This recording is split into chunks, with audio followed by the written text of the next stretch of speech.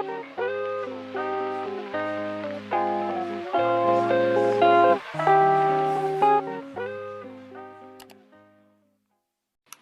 going to talk about different issues on how our bodies are perceived and treated. First, vanity is when you're not able to accept yourself.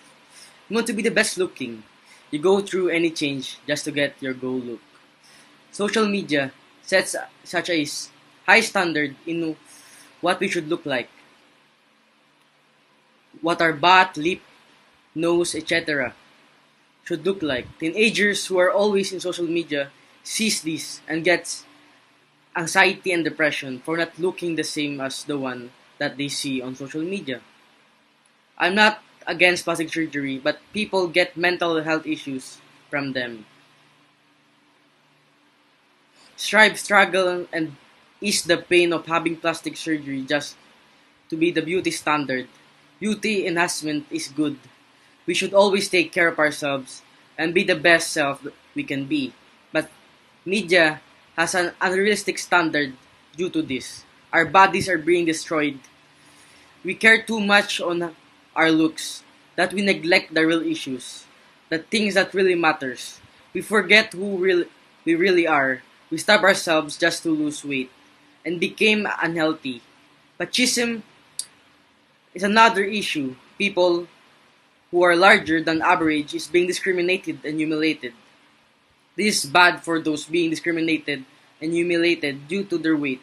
It will destroy their health more mentally and physically. We should not discriminate and humiliate them, but help them have a better lifestyle so that they will live a healthy and active life.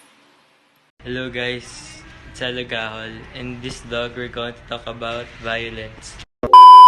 So, violence is the use of physical force so as to injure, abuse, damage, or to destroy.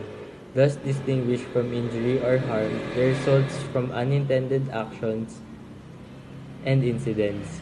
Violence may involve psychological, physical, and sexual abuse. So guys, we must stop violence because it can lead to a premature death or a non-fatal injuries.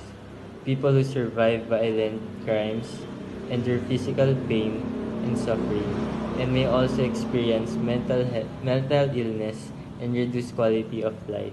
So violence has many causes, including frustration, exposure to violent media, violence in home or in the neighborhood, and tendency to see other people's action as hostile even when they're not.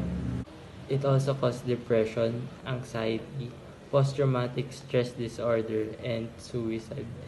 In order to stop violence, we must spread awareness to people that violence isn't the solution on fixing the problem. It affects younger generations in a negative way. We must learn to act and respond in a non-violent way. So I hope you learned something from this vlog. And I also hope that people in the world will remove violence in their daily lives. Remember to stay safe and God bless always. A few moments later. Hi guys, it's your boy Johan, and we'll be talking about vulgarity. So what is vulgarity? Let's find out. Vulgarity is the sin we commit in our body through the abuse of gadgets, social media, and technologies that leads into a sexual effect. So the issues in our body that really happens, especially nowadays that we are quarantined and we are under the pandemic, is we become more focused on the things in our gadgets with the help of the internet. We are in our exploring stage that we become curious in a lot of things, like this.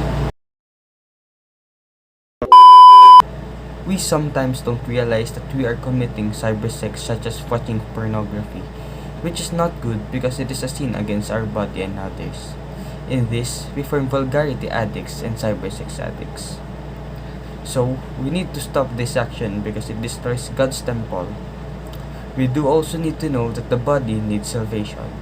Yes, no one sees us because we do this in private, but we must always remember that the body is a gift of God. So, we must really pray to God about this issue, and as a teen, I will voluntarily help in order to stop vulgarity, especially to the young ones. That's all. As a youth, we must all remember how holy our body is. We must know things that is right and wrong for our body. It is not yet late to change and to straighten up your mistakes. With the help and guidance of God, nothing is impossible. So as long as we are still young, we better treat our body right because it is God's temple. So, stop abusing your body. Instead, make respecting as your hobby.